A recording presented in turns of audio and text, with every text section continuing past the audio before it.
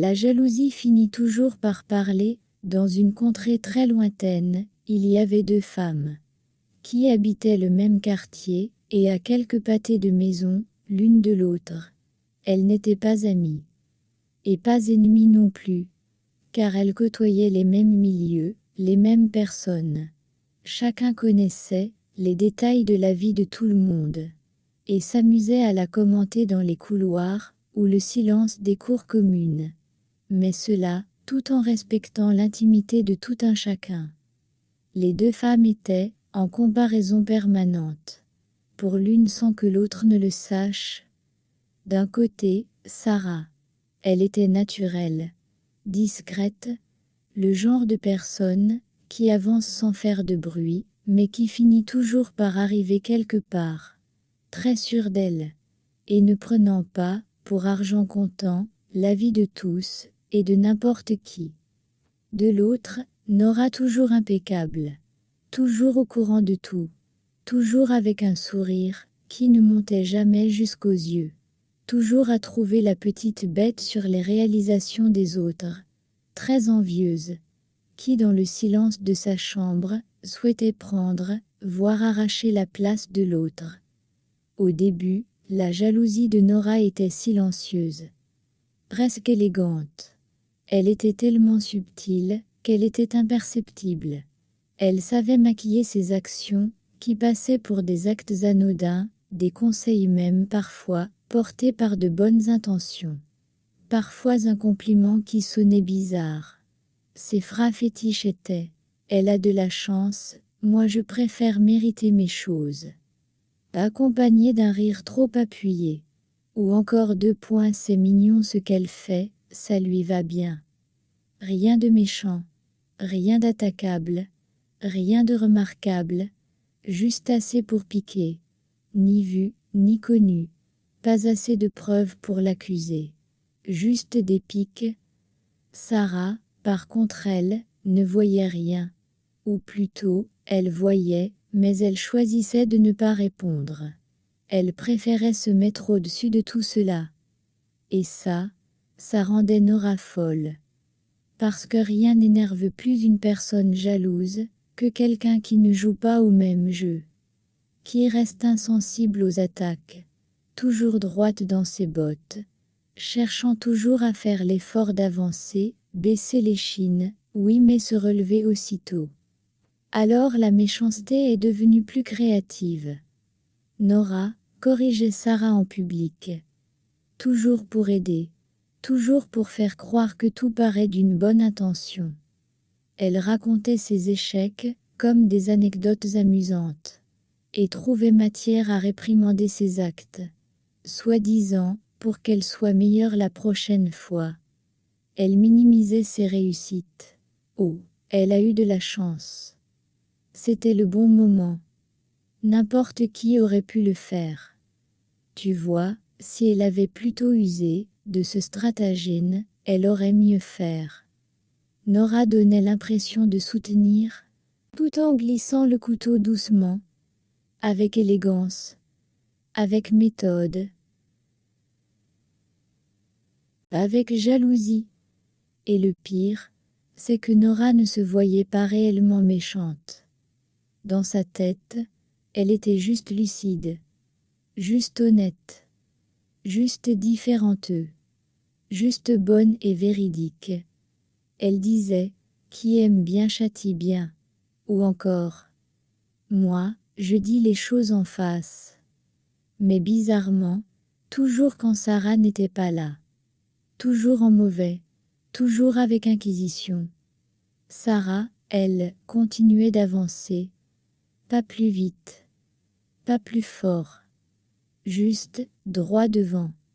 Et plus elle avançait, plus Nora observait, comparait, comptait, critiquait, minimisait. Chaque réussite de Sarah était une défaite personnelle pour Nora. Un jour, Nora a voulu aller trop loin.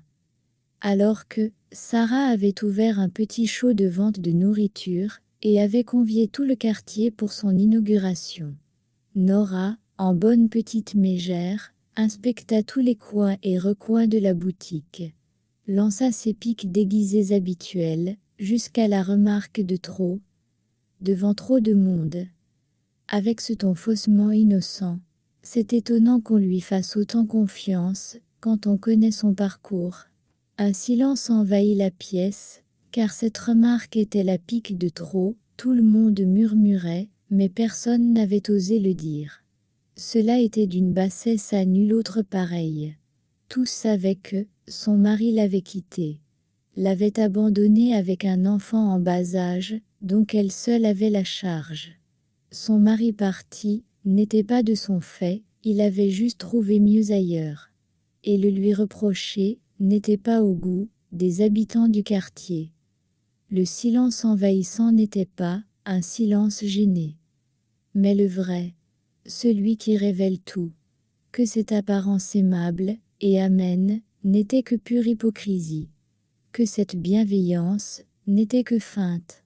Aucune bonne intention ne guidait ces piques pleines de venin. Et pour la première fois, les gens ont regardé Nora autrement. Parce qu'à force de pointer les défauts des autres, on finit par exposer les siens. Tout naturellement, les gens ont commencé à mettre de l'accent sur son physique, inspecter son intimité, souligner ses manquements, ressortir ses anciens dossiers. Petit à petit, les gens ont commencé aussi à prendre leur distance. Car après analyse, la majorité des habitants du quartier la trouvaient de mauvaise compagnie et pas recommandable du tout. Au contraire pour Sarah, elle reçut un soutien indéfectible des habitants du quartier, et ont rendu sa boutique comme réfère. Et le monde y affluait à toute heure du jour ou de la nuit. Très vite son activité s'accrut, et elle put sortir sa tête de l'eau. Avec Nora, ses blagues devenaient lourdes, ses remarques prévisibles, son sourire suspect, ses actions inspectées. Et là, le retournement le plus ironique de l'histoire.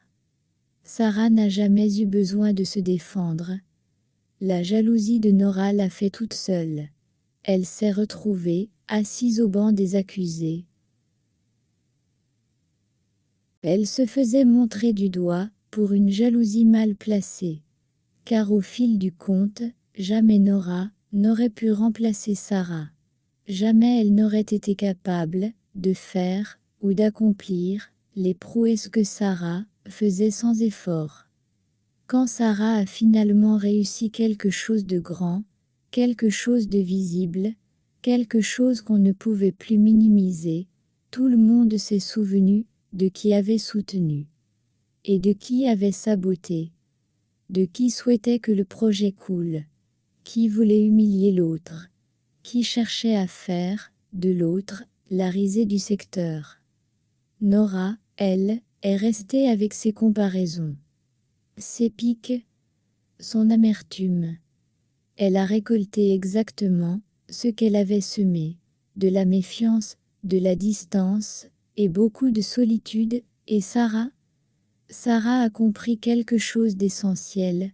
La jalousie parle toujours plus fort que la vérité. Et surtout, elle finit toujours par se trahir. Parfois nul besoin d'agir ou de réagir, le temps et la patience feront le travail. Quand tu passes ton temps à envier la lumière des autres, tu oublies d'allumer la tienne. Si vous êtes arrivé jusqu'ici, et que vous avez aimé, n'hésitez pas de me le faire savoir en commentaire, ou à me lâcher un pouce bleu. Au cas où vous êtes nouveau, abonnez-vous pour ne pas rater les prochaines publications. Merci.